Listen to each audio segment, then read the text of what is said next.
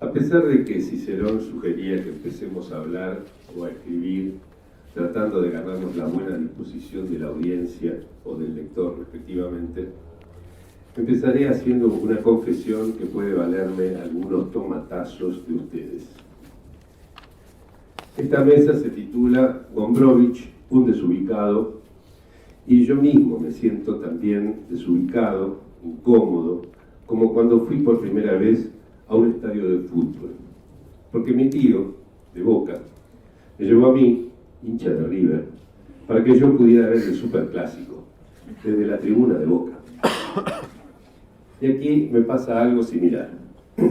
Cuando Nicolás Hoffman me invitó a participar en este congreso, le dije que ni de lejos soy especialista en Gombrowicz. Él insistió y aquí estoy. Pero omití aclararle, o más bien, confesarle, que además me gusta Borges, quien para Gombrowicz era como River para Boca. Así que pueden ustedes arrojarme sus tomates si quieren. La responsabilidad es mía por haber aceptado. Confieso, entonces, que de Gombrowicz me gustan su inteligencia, su originalidad, su humor y su coherencia, pero no su estilo. ¿Y por qué, sin embargo, le dije a Nicolás que quería aquí hablar justamente sobre el estilo? Porque entre las cosas que me gustan de Gombrowicz, mi preferida es el modo en que aborda el problema del estilo, en un nivel no conceptual y abstracto, sino concreto, pragmático. Él mismo escribió que, si bien no entendía demasiado de teorías, tenía bastante olfato en lo que a estilo se refiere. Y, en mi opinión, ha escrito sobre el asunto como nadie lo ha hecho. El del estilo es un problema que me apasiona y al que llegué de la mano de Lacan, quien a su vez llegó al psicoanálisis de la mano de ese problema. Por lo tanto, pensé que en este congreso mi mejor contribución sería decir dos palabras acerca de lo que el psicoanálisis me enseñó acerca del estilo y después contarles lo que Gombrowicz me enseñó al respecto. ¿En qué consiste el problema del estilo entonces? Lo que solemos llamar estilo, en especial cuando hablamos de las bellas artes o de la literatura, es el modo singular en que alguien emplea un instrumento universal o común. Si nos referimos a un escritor, ese instrumento es la lengua en que escribe, compartida por sus lectores, siempre y cuando la contingencia de esa elección singular, la elección de su modo de empleo, se reitere sin cesar, o sea, necesariamente. Por lo tanto, el estilo se encuentra, cual Tupac Amaru, tironeado por sus cuatro extremos, en la X formada por el cruce de dos tensiones insolubles, la tensión entre lo singular y lo universal, en una dirección, y la tensión entre lo contingente y lo necesario en la dirección perpendicular.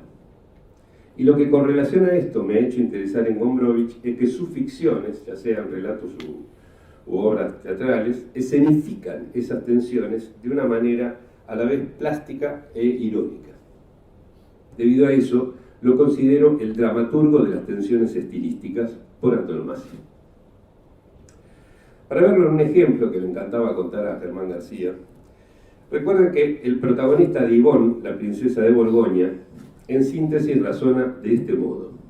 Si lo que cualquier hombre hace para casarse es conseguir una hermosa muchacha, él no debe hacer lo mismo, porque es un príncipe, no es cualquiera. Por consiguiente, se une con la horrible Yvonne, cuya presencia en el palacio terminará destrozando todo el orden aristocrático. Entonces, ¿qué? Una vez caído el telón, ¿qué nos queda de esto? Escapar a la universal, es decir, a lo que cualquiera puede hacer, es una entendible y hasta legítima aspiración del artista. Pero esta comedia de Gombrowicz sugiere que si el artista se deja guiar únicamente por esta aspiración, puede terminar haciendo desastres, como el príncipe con Yvonne.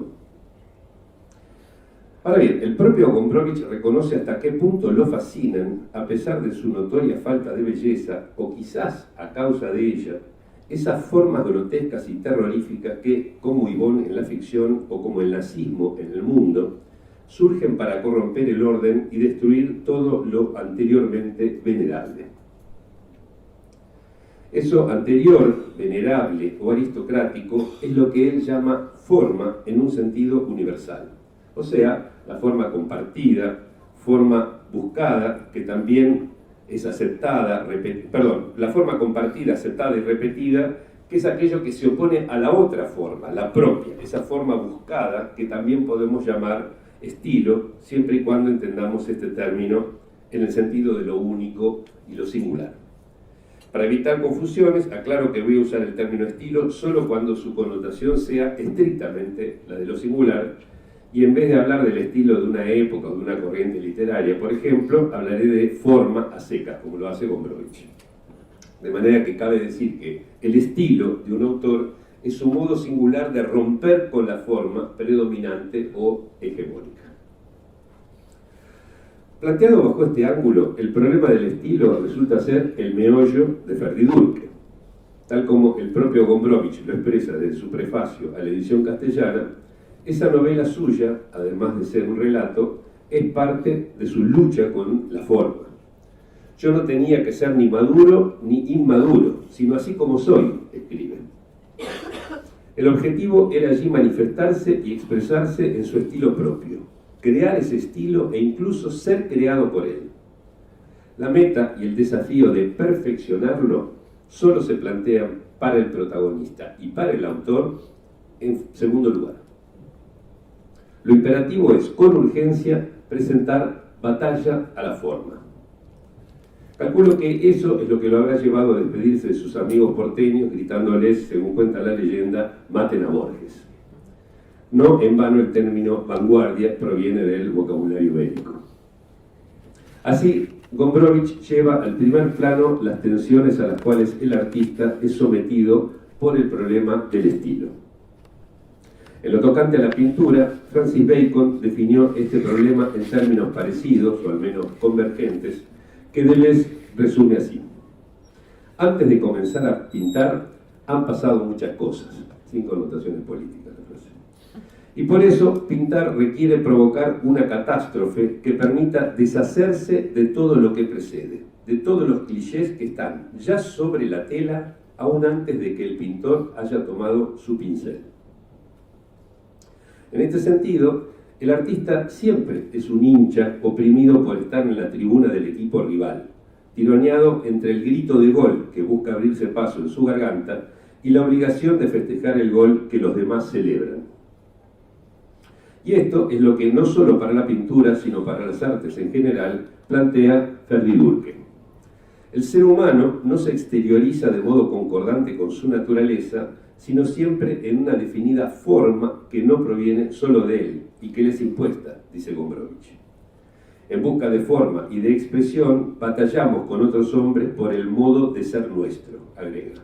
Buscamos la forma y nos deleitamos con ella, o sufrimos por ella, o nos adaptamos a ella, la rompemos y violamos, o nos dejamos violar por ella, que así origina que entre nosotros nazcan cosas que no son de nosotros, concluye.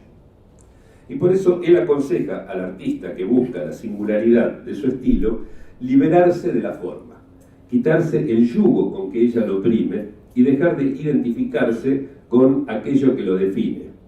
Algo así como ir en contra de la santiagueñidad. Algo que, dicho al margen, metaforiza bien lo que ocurre en un análisis, donde el sujeto va en busca de lo singular y para ello debe romper con ciertos clichés y destruir algunas identificaciones que lo definen. En su diario, Gombrowicz generaliza esta presión de la forma, que constituye el riesgo y el tormento del artista, a toda la realidad humana. Y se pregunta si acaso esta no es obsesiva. No me sorprendería, dice con delicado humor, que en el principio de los tiempos haya habido una asociación gratuita y repetida que fijara una dirección dentro del caos, instaurando un orden. En mi opinión, esta no sería una mala manera de definir la razón misma. Una suerte de forma universal cuyo molde contingente, cristalizado allá lejos y hace tiempo y conservado por inercia, encorseta nuestra singularidad. El artista, cuando hace pasar su tela, según dice Deleuze, por una catástrofe de hoguera y de tempestad, entabla una lucha contra el cliché, la misma que libra el protagonista de Ferdi Durque y también la que, en otro nivel, libra su propio autor. Por eso, los héroes de Gombrowicz son jóvenes o bien dan cuerpo al juvenil afán de desembarazarse de las ataduras del viejo orden. Si definimos el delirio como aquello que rompe con la razón, entonces todo artista está obligado, por su condición de tal, a ser delirante, y eso hace de él necesariamente un desubicado. Pero el problema del artista es, bajo cierto aspecto, el que cada uno de nosotros debe afrontar. Nuestra singularidad está en tensión con la homogeneidad universal provista, alentada y favorecida por las formas culturales. Y nuestro estilo es el modo en que en nosotros se plasma la irreductible tensión entre aquella singularidad y estas formas universales, entre la contingencia de las elecciones que nos forjaron y la necesidad de repetición que ellas engendran. ¿No les di acaso una muestra de mi propio estilo, confrontativo sin duda, al recordarles el consejo de Cicerón para luego contradecirlo a la manera de Houellebecq, al compararlos con hinchas de Boca mientras les revelaba que soy de River, o al presentarme en un congreso sobre Gombrowicz como un borgiano confeso? La genialidad de Gombrowicz consiste, a mi entender, en que ha logrado dar a esas dos tensiones propias del problema del estilo, singular universal, contingente necesario, unas plasmaciones dramáticas que, como lo recordé al principio, además de ser relatos u obras teatrales, son parte de su lucha personal con la forma. Que su manera de dar esa batalla, o sea, su estilo, no sea de mi agrado, entonces habla únicamente de mí, no de Gombrowicz, y por eso carece de importancia en esta mesa. Pero que él haya logrado dar esa batalla en ambos frentes y a la vez ganarla, me parece, en cambio, maravilloso y napoleónico.